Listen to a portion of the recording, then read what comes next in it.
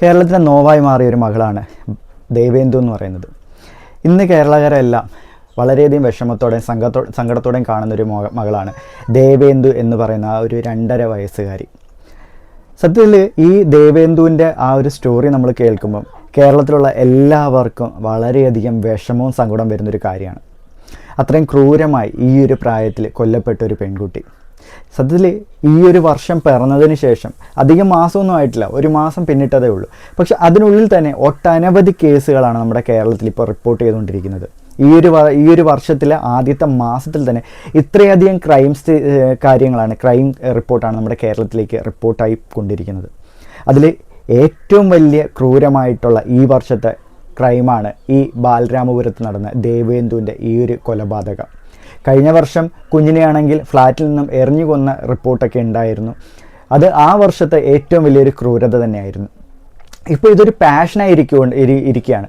സ്വന്തം കുഞ്ഞിനെ ജനിപ്പിക്കുക, കാമുകന് വേണ്ടിയിട്ട് അതല്ലെങ്കിൽ മറ്റെന്തെങ്കിലും സ്വാർത്ഥ താല്പര്യത്തിന് വേണ്ടിയിട്ട് ആ കുഞ്ഞിനെ കൊലപ്പെടുത്തുക. വളർത്താൻ അല്ലെങ്കിൽ ഈ കുഞ്ഞുങ്ങളെ ജനിപ്പിക്കേണ്ട യാതൊരു ആവശ്യമില്ലല്ലോ. എന്തിനാണ് വെറുതെ കുഞ്ഞുങ്ങളെ ജനിപ്പിച്ചത്? അതുമല്ല, നിങ്ങൾക്ക് വളർത്താൻ താല്പര്യമില്ല എന്നുണ്ടെങ്കിൽ കുഞ്ഞിനെ വേറെ ആർക്കെങ്കിലും കൊടുക്കുക, അത് അവർ നോക്കിക്കോളും. ആ കുഞ്ഞിനെ നന്നായിട്ട് നോക്കാൻ വളർത്താൻ കഴിയുന്ന ഒരുപാട് ആൾക്കാർ ഇന്ന് ഈ നാട്ടിലുണ്ട്. ഒരു കുട്ടിക്ക് വേണ്ടി കാത്തിരിക്കുന്ന ഒരുപാട് പേര് നമ്മുടെ നാട്ടിൽ ഇന്നുണ്ട്, ഒട്ടനവധി പേരുണ്ട്. അവർക്ക് ആർക്കെങ്കിലും വളർത്താൻ കൊടുത്തു കഴിഞ്ഞാൽ അവർ നന്നായി ആ കുട്ടിയെ വളർത്തിക്കോളും. നിങ്ങൾക്ക് വളർത്താൻ കഴിയുന്നതിനേക്കാളും നന്നായി തന്നെ. ഈ ദേവേന്ദുവിൻ്റെ കാര്യം നമ്മൾ എടുക്കുകയാണെന്നുണ്ടെങ്കിൽ സ്വന്തം അമ്മാവൻ കൊലപ്പെടുത്തി എന്നാണ് ഇപ്പോൾ പുറത്തു വന്നുകൊണ്ടിരിക്കുന്ന റിപ്പോർട്ട്. എന്നാൽ ഇത് എത്രത്തോളം വിശ്വസിക്കാൻ കഴിയുന്ന ഒന്നാണെന്ന് നമുക്ക് പറയാൻ സാധിക്കില്ല. കാരണം ആ വീട്ടിന് ചുറ്റുമുള്ള അല്ലെങ്കിൽ ആ പരിസരത്തുള്ള ആ സമീപവാസികളുടെ മൊഴി പ്രകാരം ഈ ദേവേന്ദുവിൻ്റെ അമ്മാവൻ എന്ന് പറയുന്ന ഹരികുമാർ ഒരു മാനസിക രോഗിയാണ്. അയാൾക്ക് 10ാം ക്ലാസ്സിലെ പരീക്ഷ പോലും എഴുതാൻ വേണ്ടിയിട്ട് മറ്റൊരാളുടെ സഹായം വേണ്ടി വന്നു. ഇയാൾക്ക് പകരം ഒരു 10ാം ക്ലാസ്സിലെ പരീക്ഷ എഴുതാൻ വേണ്ടി മറ്റൊരാൾ അവിടെ ഇരുത്തിയിട്ടായിരുന്നു ആ പരീക്ഷ പോലും എഴുതിച്ചിരുന്നത്. അപ്പോൾ അത്രയും മാനസിക വെല്ലുവിളി നേരിടുന്ന ഒരു വ്യക്തി ഒരു കുഞ്ഞിനെ കൊല്ലാൻ വേണ്ടിയിട്ട് ഇത്രയും പെർഫെക്റ്റ് ആയിട്ട് ഒരു ക്രൈം സീൻ എങ്ങനെ ക്രിയേറ്റ് ചെയ്തു എന്നുള്ളതാണ് സംശയാസ്പദമായി നിൽക്കുന്നത്. കാരണം ഈ കുട്ടിയെ കൊല്ലുന്നതിന് മുൻപ്, ഈ കുട്ടിയെ കിണറ്റിലേക്ക് എറിയുന്നതിന് മുൻപ് തന്നെ രാത്രി ഒരു 3 മണിയോട് കൂടി ഈ ഹരികുമാർ കിടന്നിരുന്ന ആ റൂമിൽ ഒരു മണ്ണെണ്ണ ഒഴിച്ച് ആ റൂമിന് തീയിടുകയാണ് ഉണ്ടായത്. മാത്രമല്ല ഇവരുടെ ഷെഡിൻ്റെ ബാക്കിലായിട്ട് ഈ 3 തൂങ്ങാൻ നമ്മൾ തൂങ്ങി മരിക്കാൻ വേണ്ടി ഉപയോഗിക്കുന്ന രീതിയിലുള്ള ഒരു കുരുക്കൊക്കെ ഇട്ടിട്ട് അതിൻ്റെ ഒരു കെട്ടും കാര്യങ്ങളൊക്കെ അവിടെ ഉണ്ടായിരുന്നു. അപ്പോൾ ഇത്രയും പെർഫെക്റ്റ് ആയിട്ട് ഈ കുഞ്ഞിനെ കാണാതെ മണിക്കൂറുകൾക്ക് ശേഷമാണ് കുഞ്ഞിനെ കണ്ടുകിട്ടുന്നത്. പോലീസുകാരുടെയും ഫയർഫോഴ്സിൻ്റെയൊക്കെ തിരച്ചിലിനൊടുവിലാണ് കുഞ്ഞിനെ കിണറ്റിൽ നിന്നും കിട്ടുന്നത്. അപ്പോൾ ഇത്രയും പെർഫെക്റ്റ് ആയിട്ട് ആരും കാണാതെ ആരും അറിയാതെ ഇത്രയും ക്ലിയർ ആയിട്ട് ഒരു ക്രൈം ചെയ്യാൻ ഇതുപോലൊരു മാനസിക വെല്ലുവിളി നേരിടുന്ന ഒരു വ്യക്തിക്ക് എങ്ങനെ സാധിക്കും എന്നുള്ളതാണ് മനസ്സിലാക്കാൻ സാധിക്കാത്തത്. മാത്രമല്ല ഒരു സഹോദരൻ സഹോദരി ബന്ധമല്ല അവിടെ ഉണ്ടായിരുന്നതെന്ന് പല ചാനലുകളും റിപ്പോർട്ട് ചെയ്യുന്നു. എന്നാൽ ഇതിനെക്കുറിച്ചൊന്നും പോലീസുകാർ ഇതുവരെ കൺഫേം ആയിട്ടൊരു റിപ്പോർട്ട് പുറത്തു വിട്ടിട്ടില്ല. പക്ഷേ എന്നാൽ ചാനലുകൾ റിപ്പോർട്ട് ചെയ്യുന്നതാണ്.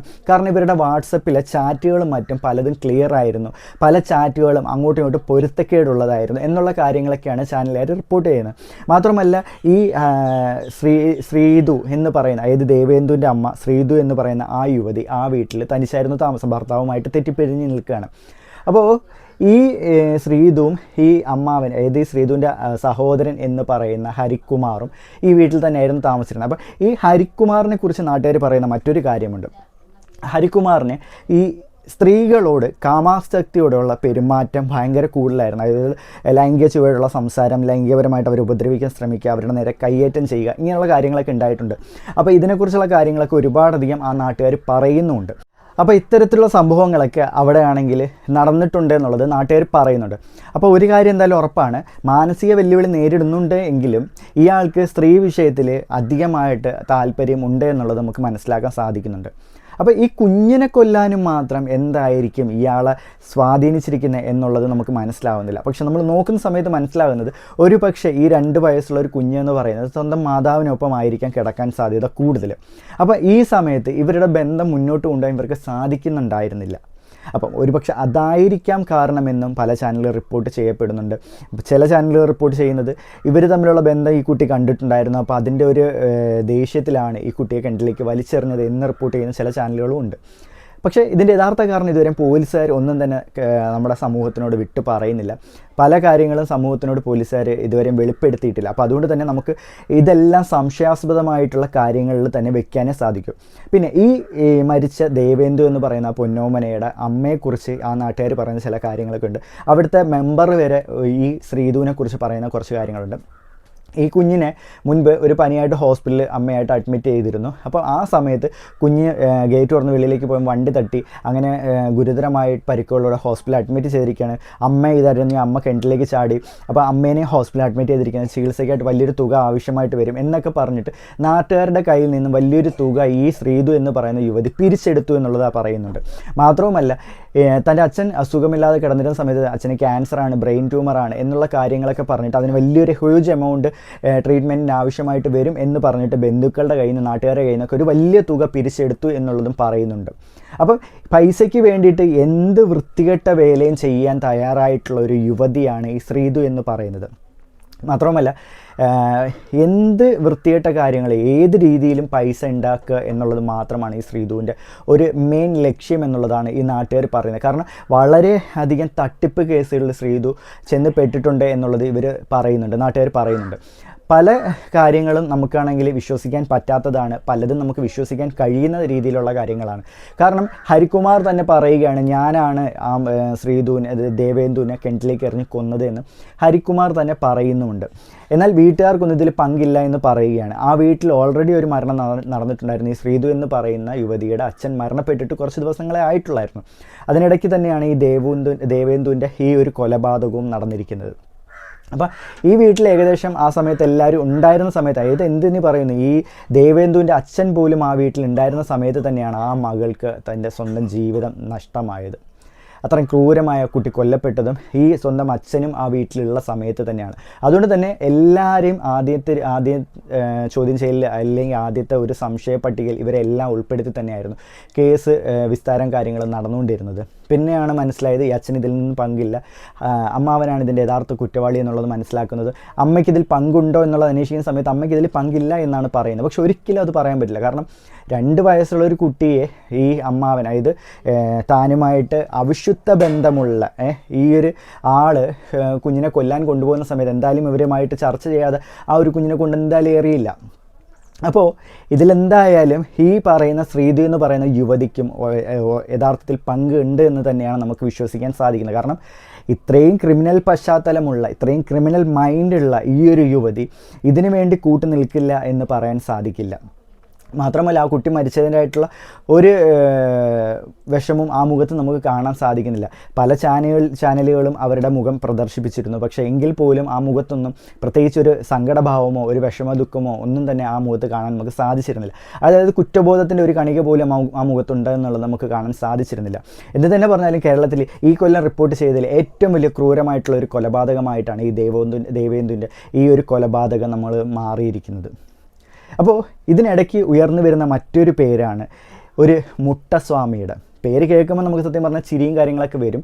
ഒരു മുട്ടസ്വാമി ശംഖുമുഖം ദേവദാസൻ എന്ന് പറഞ്ഞിട്ടൊരു സ്വാമിയുടെ പേര് ഉയർന്നു വരുന്നുണ്ട്.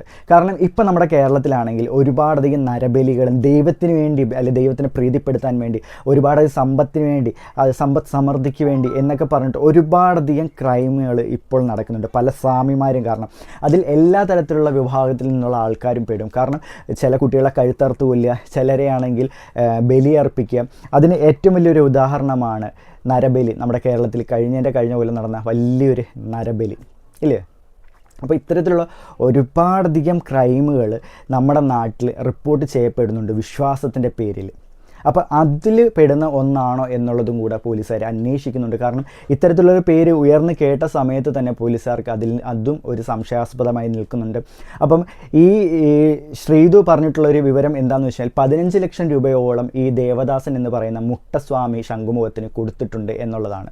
അപ്പം ഈ മുട്ടസ്വാമി ശംഖുമുഖം ദേവദാസന് വേണ്ടിയിട്ട് ഒരുപാടധികം ധനസഹായം ഈ ശ്രീധു ചെയ്തു എന്നുള്ളത് റിപ്പോർട്ട് ചെയ്യപ്പെടുന്നു. മാത്രമല്ല, ഈ ശ്രീധു ഇതിന് മുൻപാണെങ്കിൽ പോലീസിലൊരു കേസ് ഫയൽ ചെയ്തിട്ടുണ്ടായിരുന്നു, ഒരു 30 ലക്ഷം രൂപ കാണാനില്ല എന്ന് പറഞ്ഞിട്ട്.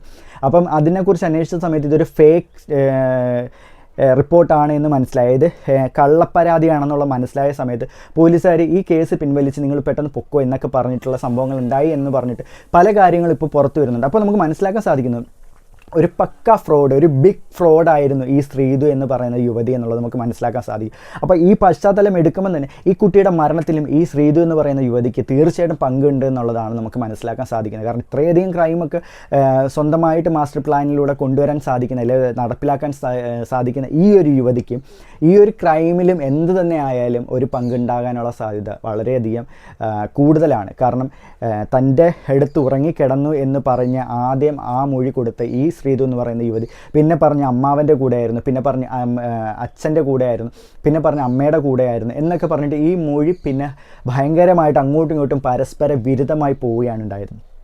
ആദ്യമേ തന്നെ ഈ ശ്രീതു എന്ന് പറയുന്ന യുവതിയുടെ അമ്മയാണെങ്കിൽ സ്വന്തം ഈ ദേവേന്ദുവിൻ്റെ അച്ഛനെതിരെ തന്നെയായിരുന്നു മൊഴി കൊടുത്തത്. ഈ അച്ഛനായിരിക്കാം ഒരുപക്ഷെ ഇത്തരത്തിലുള്ള കാര്യങ്ങൾ ചെയ്തതെന്നൊക്കെ പറഞ്ഞിട്ടൊക്കെ ആദ്യം മൊഴിയും കാര്യങ്ങളൊക്കെ കൊടുത്തിട്ടുണ്ടായിരുന്നു. പിന്നെയാണ് അറിയുന്നത് ഈ ഹരികുമാറാണ് ഇത്തരത്തിലുള്ള കാര്യങ്ങളൊക്കെ ചെയ്ത് എന്നുള്ളത് അറിയപ്പെടുന്നത്. അപ്പോൾ എന്ത് തന്നെ ആയാലും എങ്ങും എത്താതെ ആർക്കും ഇതിൻ്റെ ഒരു ഉത്തരം കിട്ടാത്ത രീതിയിലാണ് ഈ ദേവേന്ദുവിൻ്റെ ഈ ഒരു കൊലപാതകം പോയിക്കൊണ്ടിരിക്കുന്നത്. സത്യത്തിൽ ഇതിൽ യഥാർത്ഥത്തിൽ കുറ്റക്കാരാരാണെന്ന് ഇതുവരെയും തെളിയിക്കാൻ പോലീസുകാർക്ക് സാധിച്ചിട്ടില്ല.